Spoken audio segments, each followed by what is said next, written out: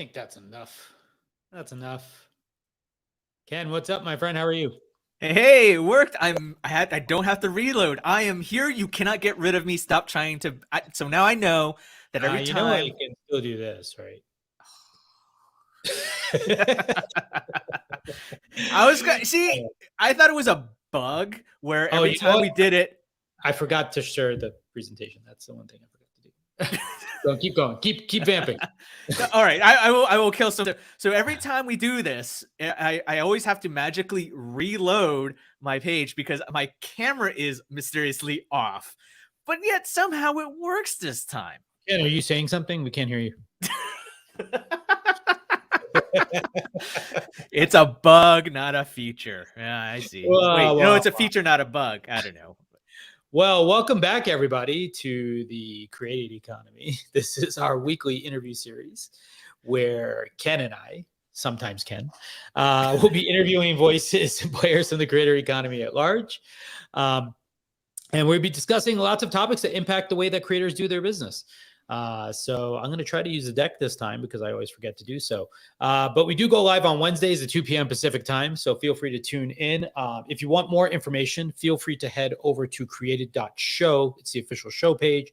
It is also where we keep a listing of all of our upcoming episodes, et cetera, like that. You can also ask questions for our guests and things like that. Suggest ideas for future topics.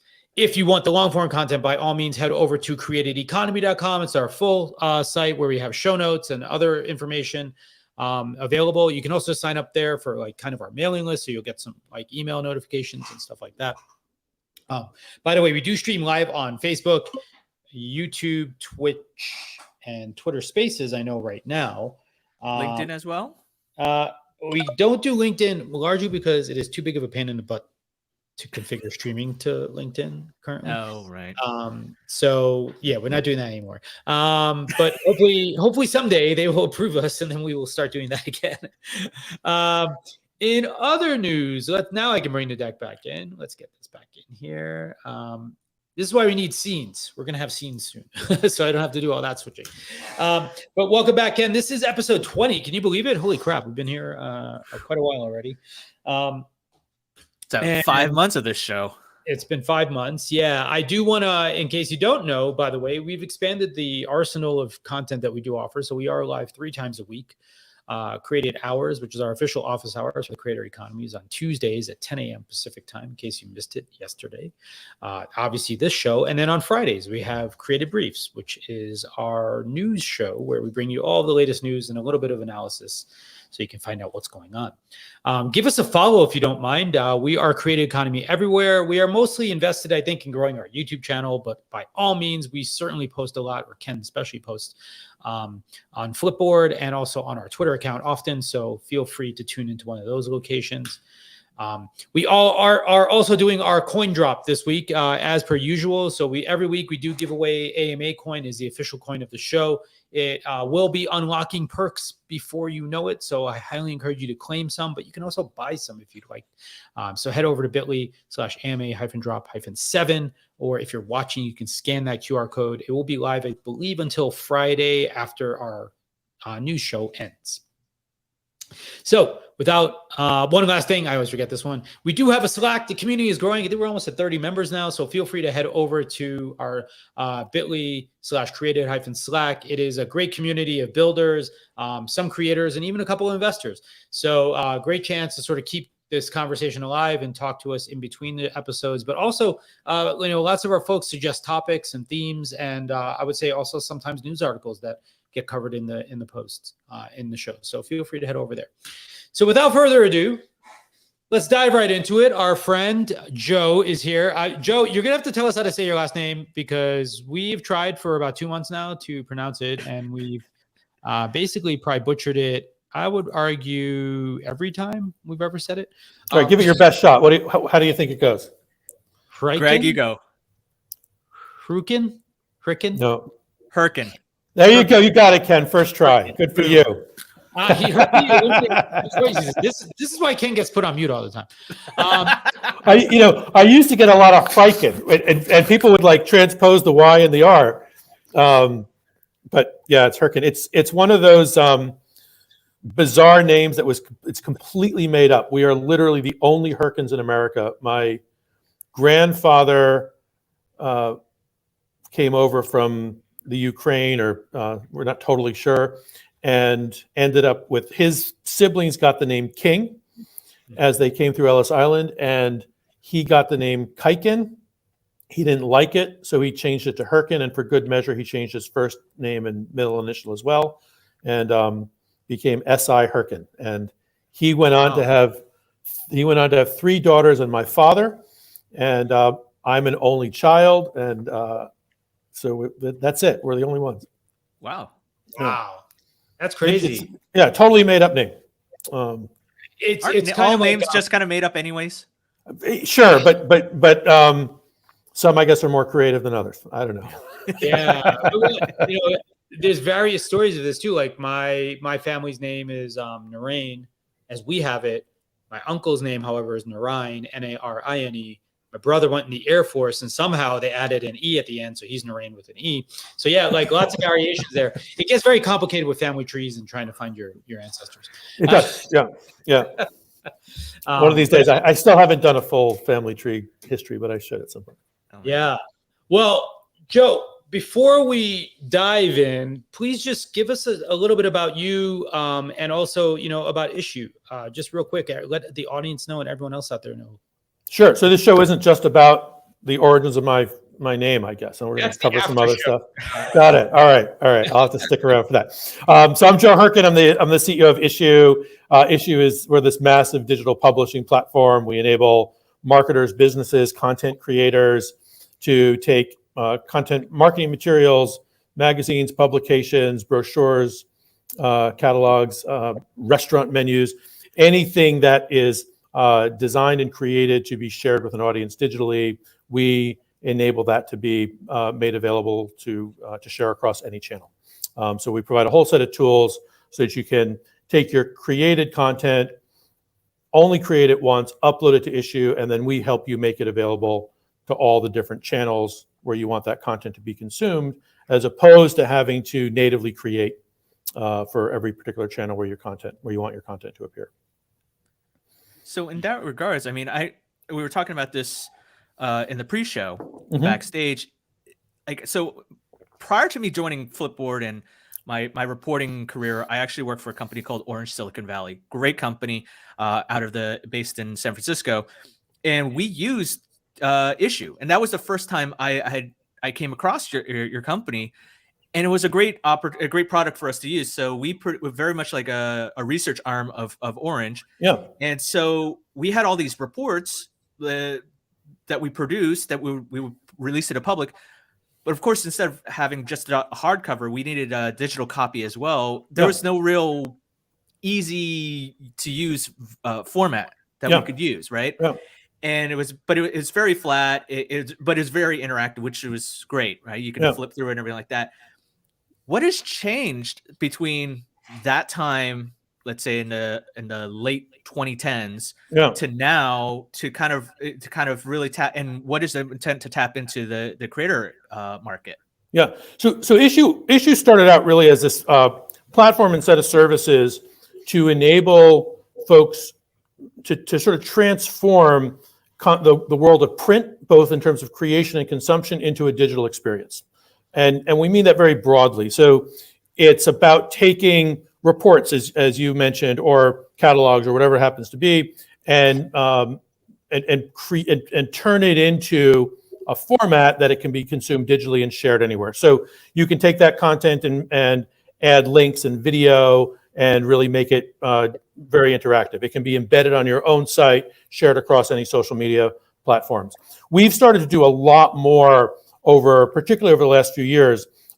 We now enable you to take that one piece of content, so that one report that you're talking about, and you can turn it into a visual story that can be shared on Snap or Instagram. You can turn it into an HTML5 AMP optimized article that can be shared anywhere from Apple News to any mobile optimized platform where you want it to be consumed. You can turn content into a GIF. We've done integrations now with MailChimp and a range of others, which we'll talk about, where you can now take that a catalog if you want to, turn it into a GIF, get it automatically embedded in your MailChimp email. That gets distributed, and now your email is dramatically richer, has better content, more engaged with the kinds of information you want your audience to read. So what I've seen, and this sort of parallels the changes that we've made in Issuu and the evolution we've had in the company, is, when all of us were getting into the digital ecosystem, digital meant you bought access to the web through WordPress or Squarespace or Wix or one of those website tool providers, and you made some content, typically using Adobe tools or Microsoft tools or something, and then you took that and you slapped it onto your website, and you paid Google a little bit of money, and voila, people showed up to read, watch, or buy your stuff. That was digital, right?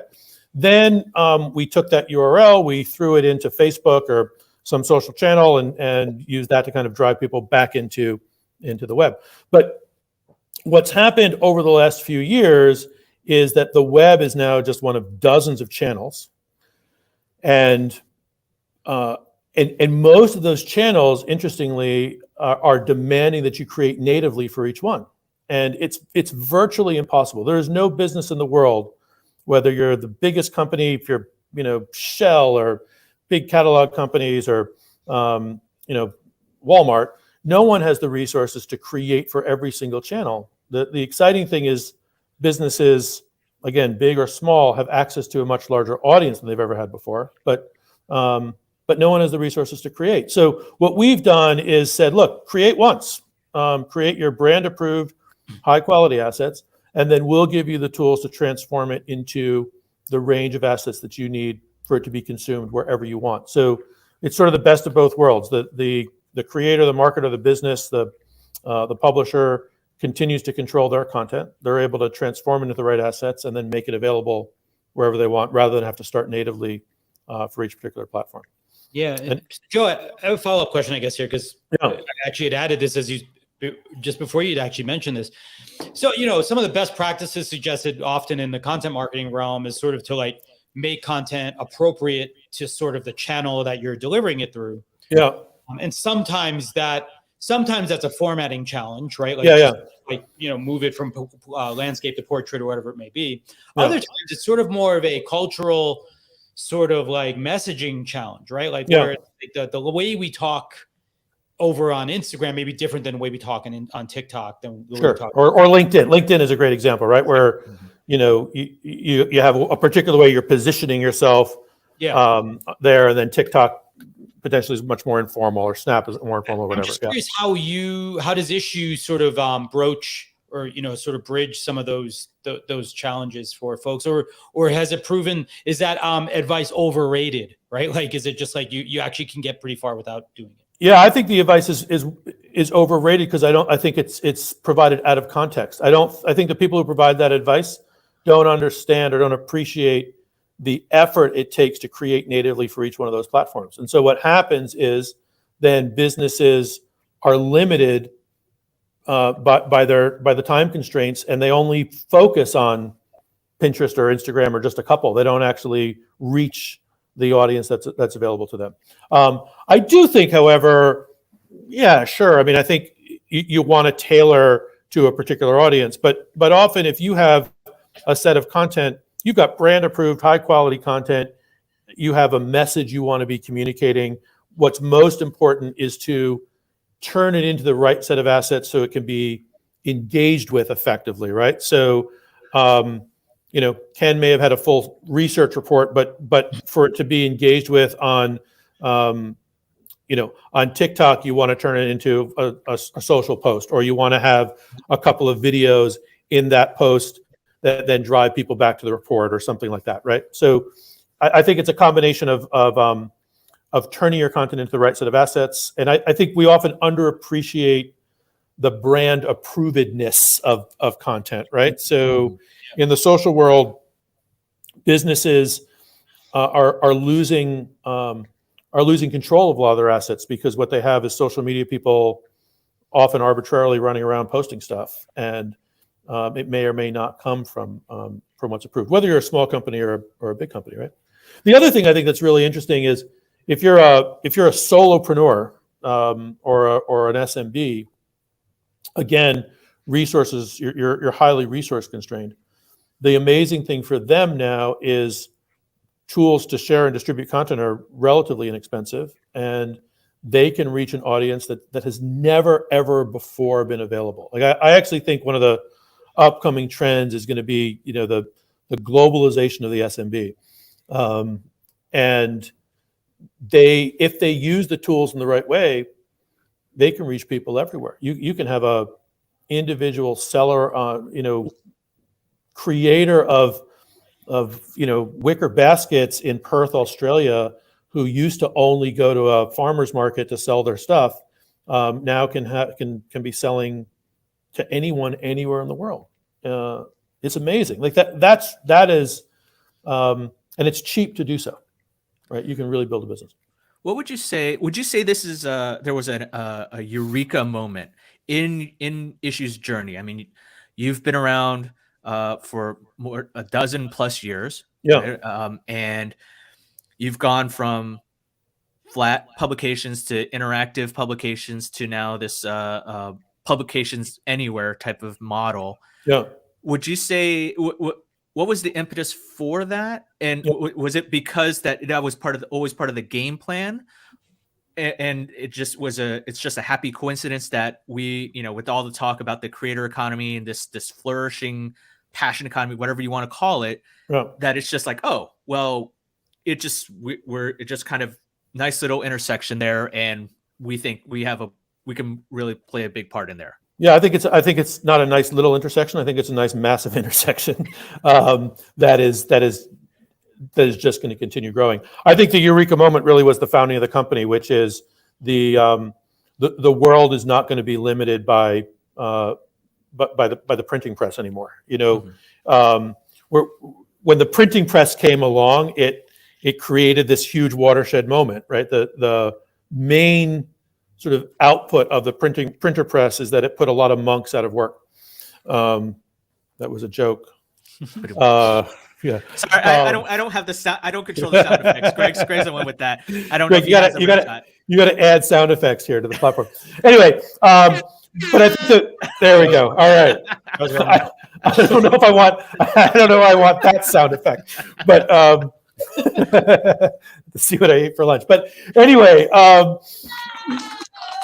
there we go. All right. So the Eureka moment is like Issuu started before the iPad, right? So the focus is there is going to be a massive economy and a massive demand around digital creation and consumption, and we're going to go be the platform to provide those tools. And what we've done over the years is really focused on massive scale. We have a million customers, 1 million marketers, 1 million creators every year who are uploading content, publishing it, and distributing it through all these different formats to all these different channels. And what we've done is continue to make sure that we can help turn that content into the right assets to be consumed anywhere. So I think the Eureka Part B, if you will, has been the recognition that actually this created content, these content that's sort of originally designed as pages, is really valuable. It is the starting point for communicating any message a company wants to get out there. If you're a catalog, you're spending massive amounts of time crafting the images and the words and the pricing and all of that into a high quality experience. And so the experiences that we always were able to get from those kinds of documents continue to be available in a digital world, just in a range of different assets. So their second Eureka moment was the recognition that we could actually really transform them into a whole range of assets.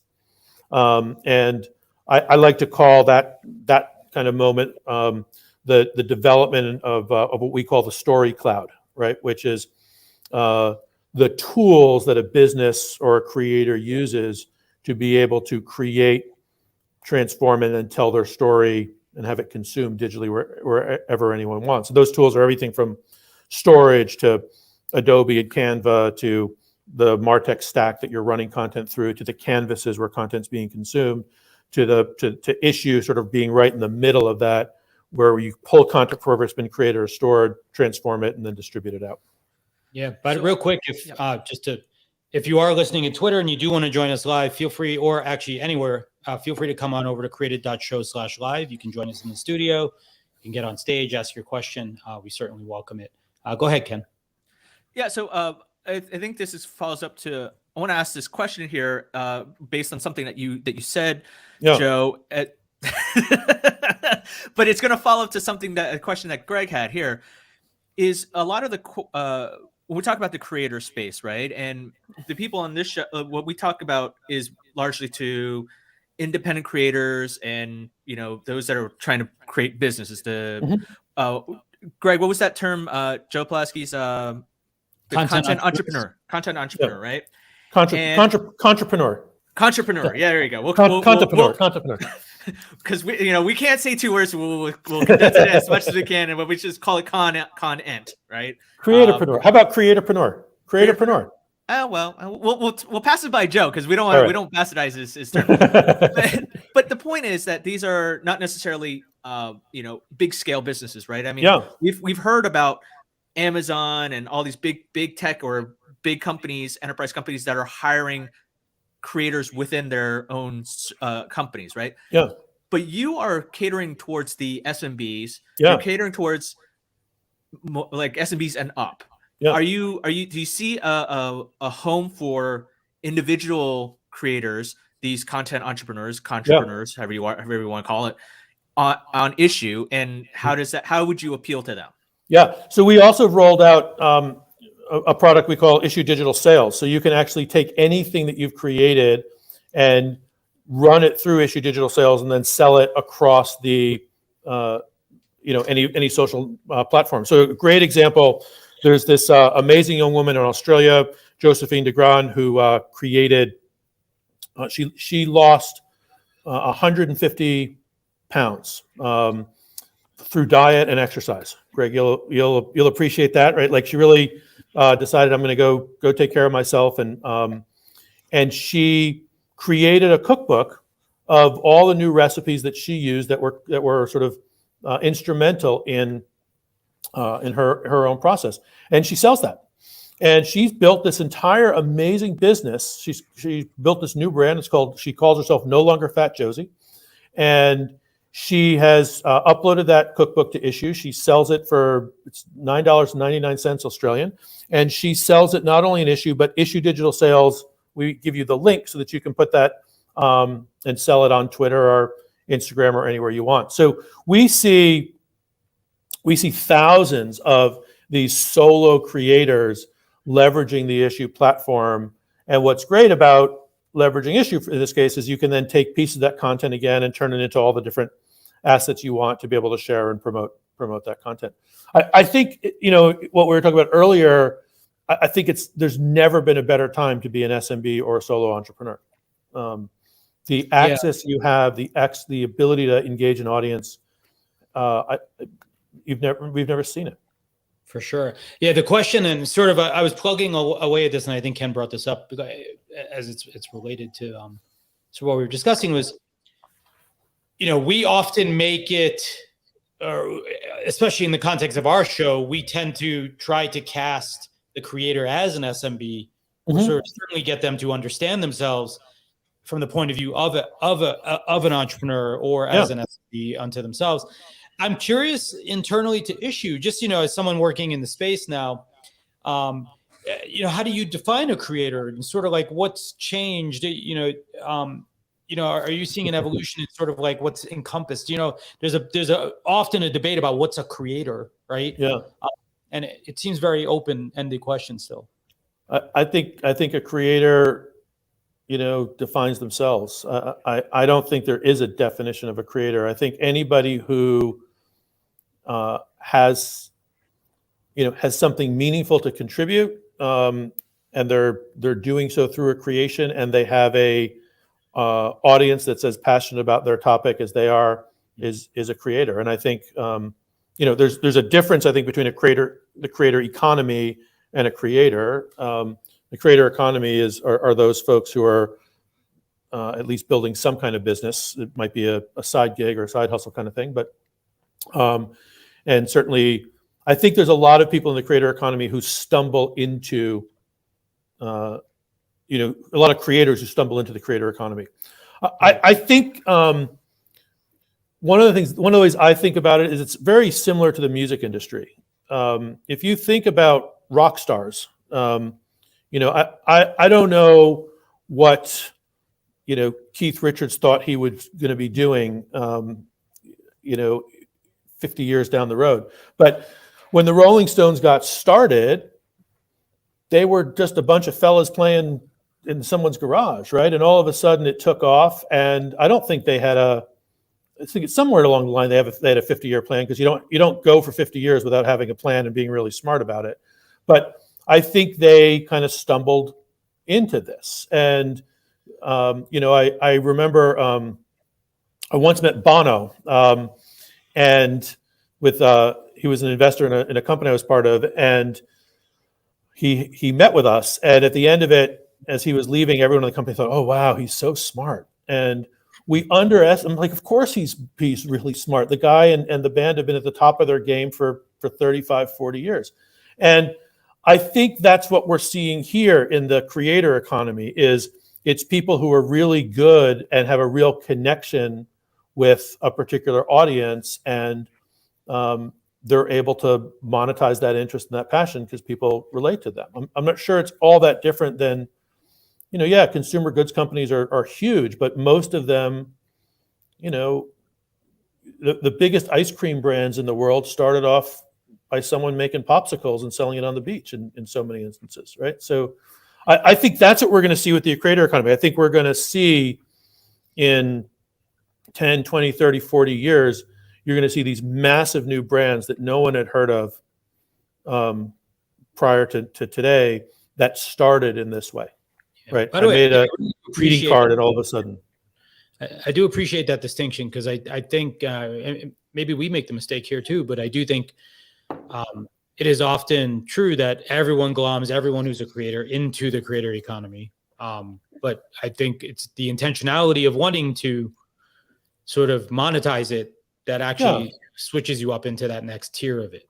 Yeah, or the awareness that it's possible. And I guess the big difference is, again, I think it's similar to music. Like, what happens? You go from your garage to your high school auditorium to, coffee shops, and you start to get access to an audience and a way of having your content shown. It's the same here. Like, you make a video or you make a scarf, or and all of a sudden you sell your scarf on Etsy and people like it, and you realize, oh, I'm going to go make 10 more scarves. And all of a sudden there's this combination of both interest and inclination, but access and availability.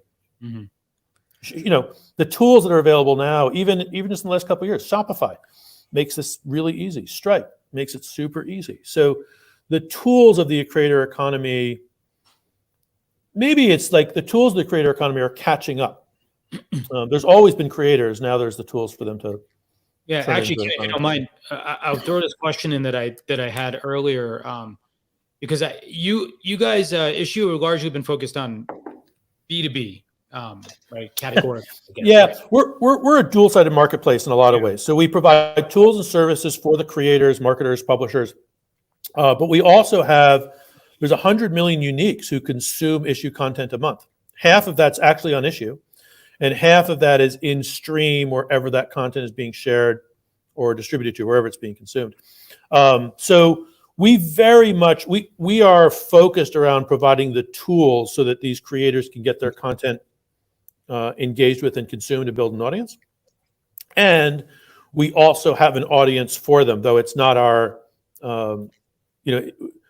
we don't run the business through that. We run the business through making sure that people have tools, because we're not aggregating other people's content. We're giving them the tools to make sure they can reach their audience wherever it is. That's good to know, and that makes a lot of sense. In some ways, I guess kind of like Flipboard to some degree, right? But my question, I guess, was related to sort of this idea of there's folks who sort of elevate into the creator economy, right? Or what's that word? Telegraph, right? Teleport. Teleport. William Shatner's on everyone's mind these days, right?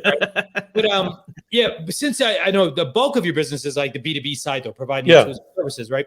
Yeah. Are there lessons or like that you've thought about or learned that you think creators who maybe aren't thinking about like Issuu today as a tool that they should be using, right? Yeah. Who are in that consumerized realm that should be imagining, or like the people who do this well do well in general. Hey, why aren't you guys doing this? Yeah. I think there's a lot of lessons. I mean, first of all, we cater primarily either to SMBs or groups within larger organizations, and an SMB can be an individual. And so we're a self-service platform. That's really the thing that distinguishes us in this world. So we're leveraged by businesses, and businesses again can be an individual up to something much larger. But we're accessed very similarly to the way in which other consumer sites are accessed, right? We are a self-service platform. You search for Issuu, you find us, you use our tools, you take advantage of what we make available to you. I think in terms of individual consumers using Issuu, almost every individual consumer also has a job and does something where they're, earning a living, right? And often whatever it is that they're doing to earn a living has content that needs to be shared and distributed. So what we find is the way we grow in large part is people consume Issuu content and then they realize, oh, I can actually use this for my own hobby or my own business. You could be we find like, a real estate agent will be looking at a furniture catalog for furniture for a house that they're selling. And then they realize, oh, I could use the same format for my real estate brochure. I think it also ignites people. We've seen people who are looking at a catalog who I've used scarves as an example, but who create something on their own and they want to start selling it and reaching an audience, and they realize they can create a really high quality catalog with us. The other thing we've done recently, you asked some of the things that have been new in addition to digital sales and turning things into different content into a range of assets and formats. We also rolled out Issuu templates recently. So if you come to Issuu and you haven't created off of Issuu, you can now come to Issuu and start creating with us. So we're giving you templates to go create a catalog or a brochure or a restaurant menu or whatever it happens to be. So this notion of reaching digitally has expanded a lot. One more example that we never thought of until a year and a half ago is online menus, right? So every time you go into a restaurant now, you take there's a QR code, you put your phone over the code. Generally, it's a terrible experience. It's some like janky PDF, or it's a website that doesn't open, or like it's terrible, right? It's never been more important. It is the core way in which restaurants stay in business and monetize these days. And it all of a sudden evolved in the last year and a half because of the pandemic. That's not going away. That's going to continue manifesting. So we're finding, restaurants now are starting to use Issuu to get their content available. Conferences, we'll start to do in person. I went to Code a couple weeks ago, my first conference in a year and a half. But they're going to be hybrid. There's this whole set of hybrid experiences that I think solo entrepreneurs can start to take advantage of as well. So let's talk about the business side of here. And one question I had here is, you see a lot of these the more appealing type of content is going to be live streaming, podcasting, people on Instagram, TikTok, Snap, and everything like that. I mean, from the individual creator, obviously that seems like, oh, that's the easy way to do it. You can be creative, you can be a bit more interactive. Obviously from the business side, the written format has lower cost of entry, right? I mean, it's like you don't have to hire production crews or anything like that to do a podcast or anything like that. You just type and edit and Bob's your uncle, right? Yep. So, but what is do you see that there's still appeal for the written word, in this, I guess, this marketplace or in this economy? I mean, of course, Substack is taking off. Twitter has review so you see a lot of these creators, but do you see for businesses and SMBs and creators who are like, I want to attract people, attract customers or fans or audience, maybe I need to get into writing more as opposed to going with something more visual? Well, I think you answered your own question, right? I mean, it's fascinating. You look at, ask Casey Newton, right? He went from The Verge to creating his own subscription product, leveraging Substack, and seems to be doing really well. I look at folks like Kaya Yuriev, right, who went from CNN, which is essentially a free to access, news site, to the information where you have to pay. And frankly, I bet she's getting more exposure through the information. She's actually covering a lot of these kinds of things around the creator economy, but I bet she's getting more exposure through a paid product than she was getting at CNN in terms of name recognition and people knowing what she's up to. So I think, what we're about is connecting creators of meaningful content to their audience. And meaningful, I think, is a really important word. It's not necessarily beautiful. Sometimes it can just be, typed words on a page. But it matters to the people who are consuming it. And I think that's the big issue here is, what are you able to create that matters to an audience that wants to consume it and are willing to pay for it? And increasingly, we're seeing people willing to pay. Maybe we can come back to that because I think that's a really important point with all this. But in terms of the written word, we're about much more than the written word. We're about, we're about formatted content, but you can take that content and embed videos and links and create visual stories that are actually video outputs. So you can go from, you can turn a catalog or a brochure or a real estate guide into a video, a video story pin, right? You can turn things into a range of different assets. So we're about, the format looks like it's much more written word formatted than anything else, but it certainly incorporates all the other elements as well. How would you appeal? No, go ahead, Greg. I was just going to say, I was curious. Do you, Jay Baer? He's talked about sort of the content pyramid and sort of like, how, you get a lot more reusability out of like the more visual, I think we've talked about this last week, right, Ken? But just sort of like how live content has sort of this camera. I need a hub on there. it just felt, it's like perfect timing. Just all of a sudden you in repose. You're like, very serious. But the idea is that, from live content, you can produce all the derivative style works. Yeah. From video content, you get a different set of derivatives. From visual content, you get another set of derivatives. Does Issuu take sort of like video content and then provide sort of downstream sort of artifacts from it as well?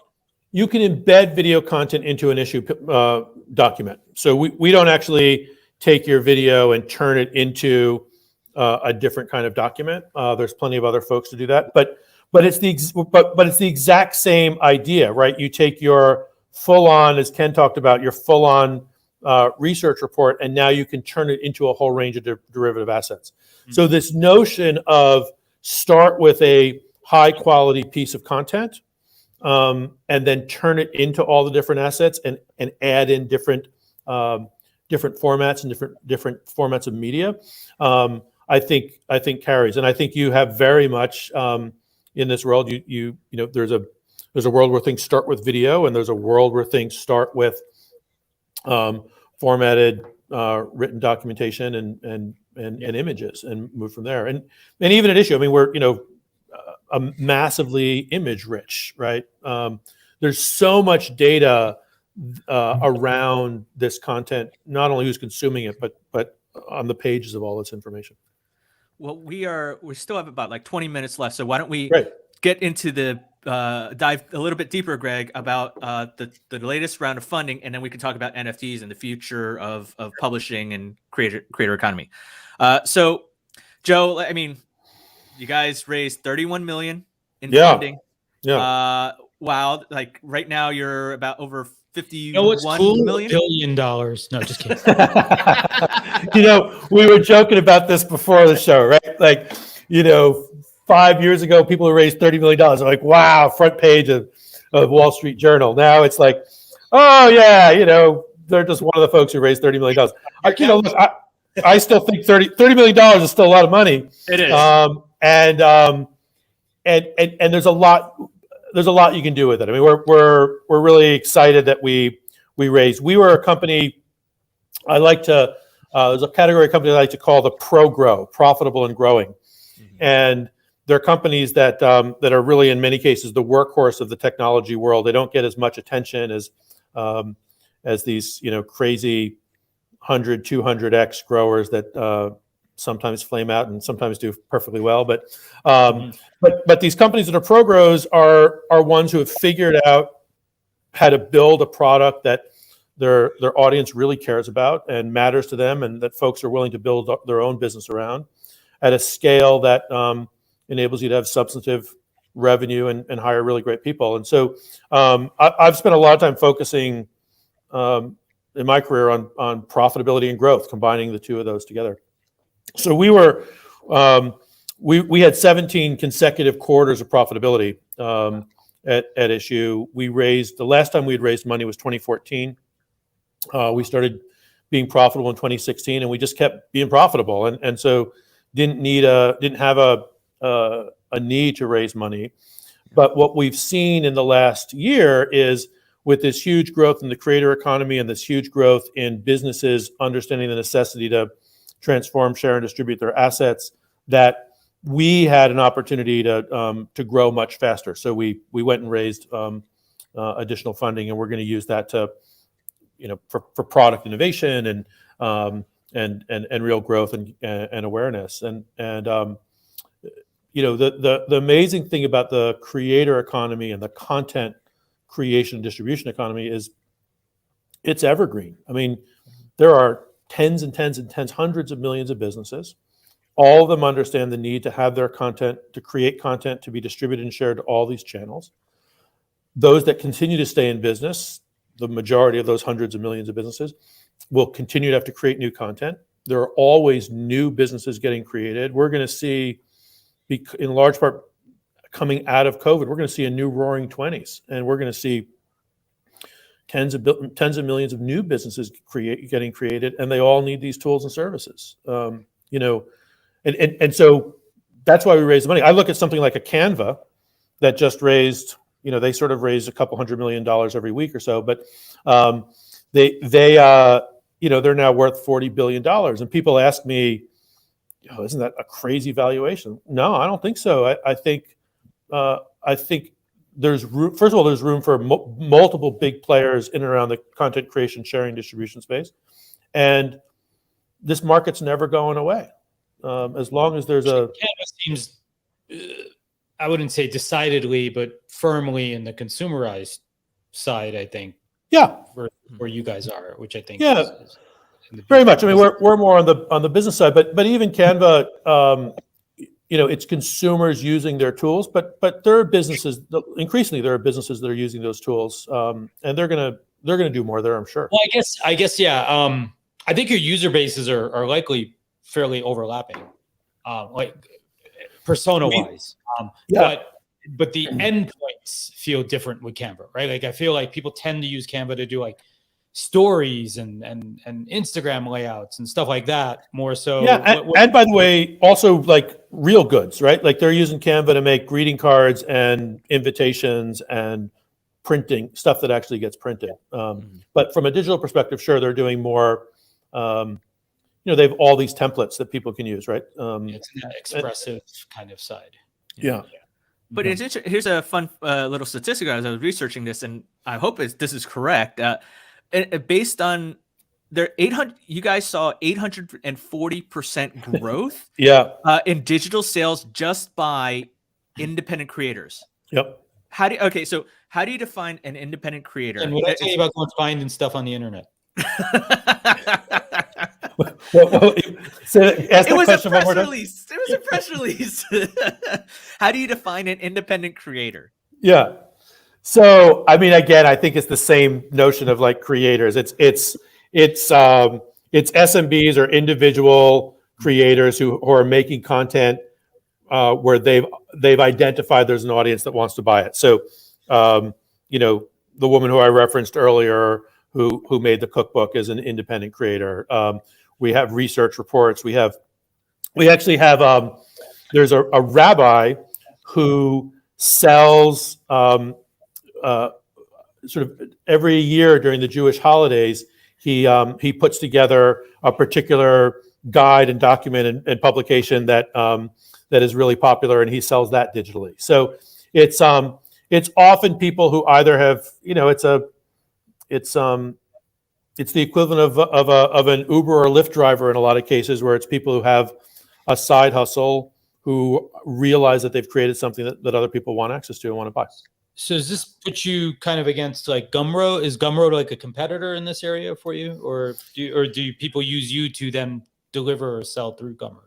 Yeah, we end up sitting in the middle of a lot of these different companies. It's why I like to call it the story cloud. It's an ecosystem, right? So we sit between the storage folks and the creative tools and the MarTech stack through which content is distributed, and the canvases, the Pinterests and the Facebooks and the Instagrams of the world where people are consuming content.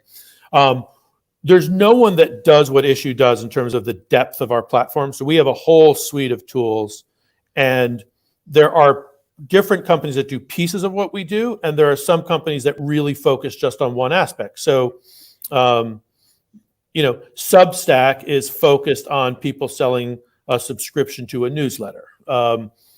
We have Issuu Digital Sales, and if you can create content anywhere and upload it into Issuu, we're perfectly happy for you to do that. If you want to really easily and seamlessly sell your content wherever it happens to be without having to go through Substack first, then you can do that as well. So we don't compete with a lot of those folks because we have so many other tools that people come to use us for, and we're happy to integrate with most of them as well.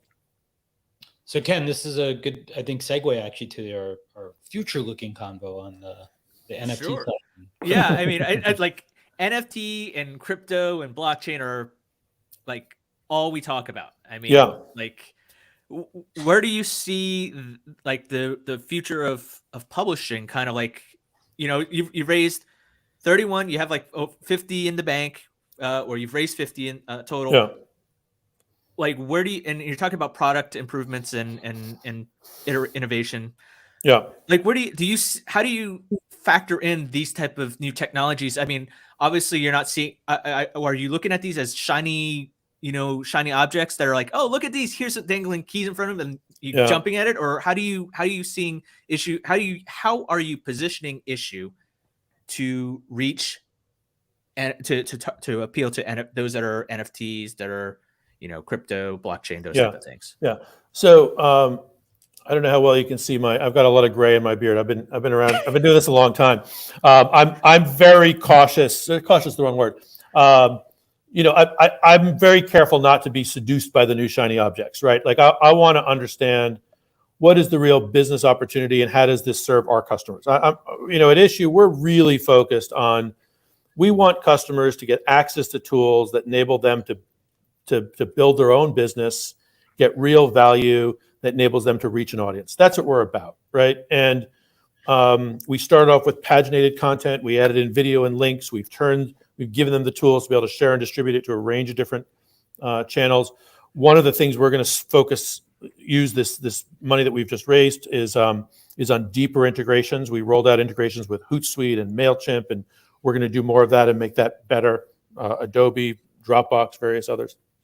When I look at the NFT world, there's some really interesting opportunities, I think there, and I'm exploring it and kind of better learning about it. And but it's our business is dictated by like what's useful for our customers. If our customers see NFT as yet one more channel, if you will, to for them to be able to monetize and reach an audience and provide delight to their audience, we'll look at what that looks like. But I don't want to jump into the NFT world just because it's a new shiny object, right? It's it can be, if done, if you sort of jump at everyone, Issue's been around for 14 years. If we had jumped at every new shiny object, we wouldn't have the scale we have. We wouldn't be doing what we're doing, and we wouldn't be as useful to the folks that rely on us.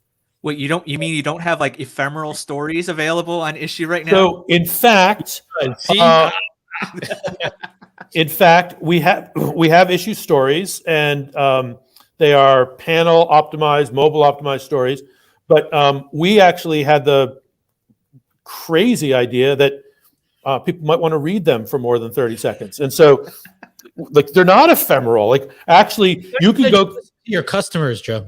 That's terrible. I know. I it's an awful idea. But like, in our opinion, people, they've put a lot of effort into creating this stuff, right? And so they should be able to reuse it. Like, we're about what's useful to them, not necessarily what's going to build up our own PR or that sort of thing. But ephemeral stories is a great example. Like, we'll often look at what's getting a lot of exposure in the market, and then and look at how do we align it so that it creates real value long term. You come back to this. We talked a little about the notion of the pro-grow, right? Part of a pro-grow company is also one that is sustainable, both on our own, and is creating products that help the businesses be sustainable, right?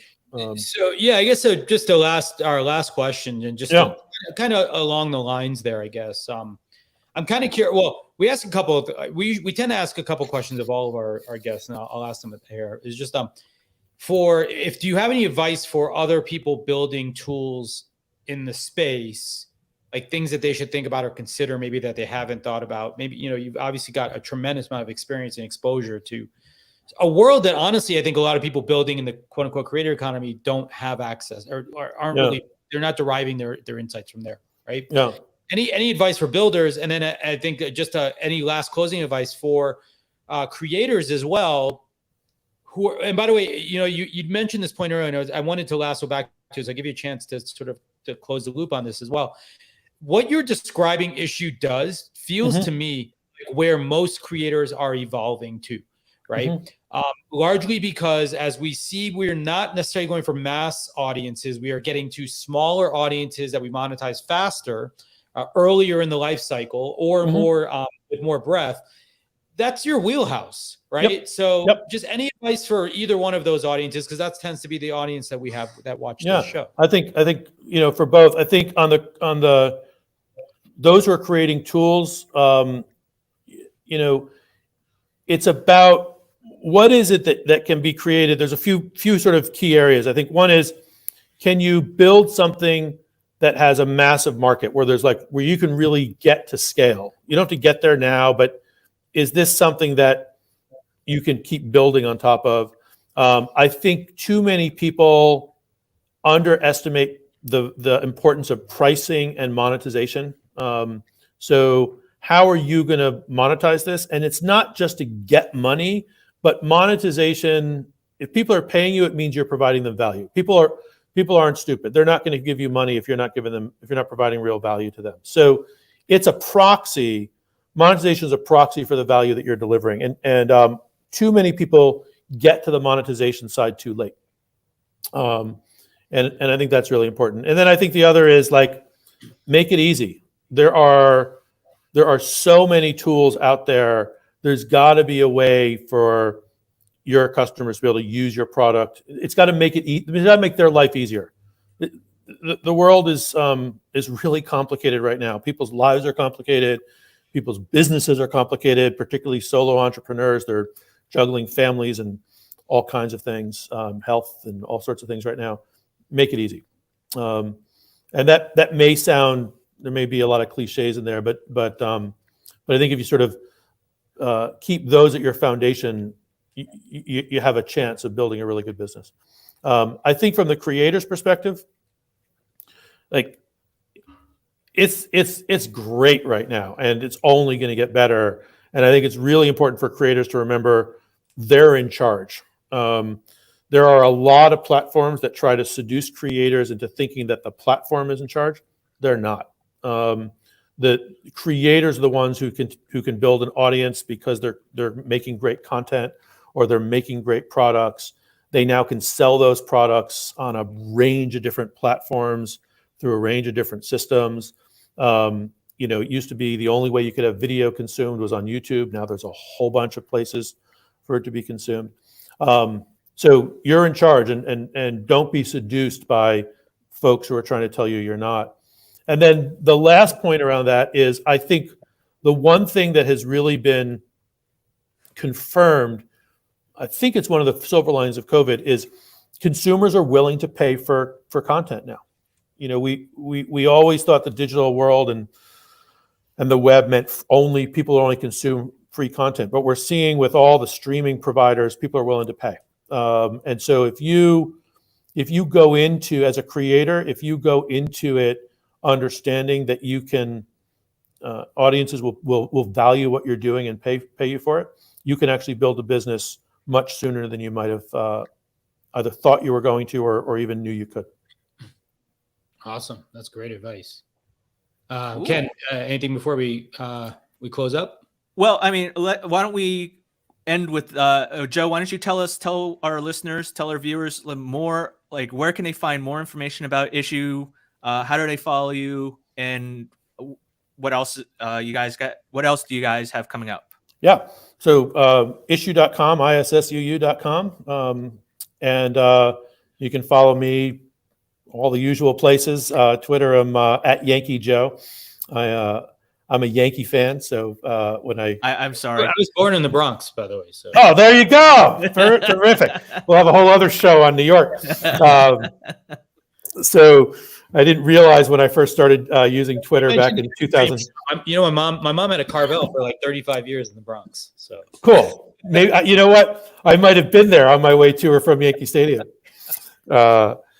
So yeah, you find me. I'm happy to connect with people. I'm very easy to find and happy to talk more with folks. And in terms of Issuu, I think in large part, we've had over 5 million folks use us and use the platform. We're super grateful to have.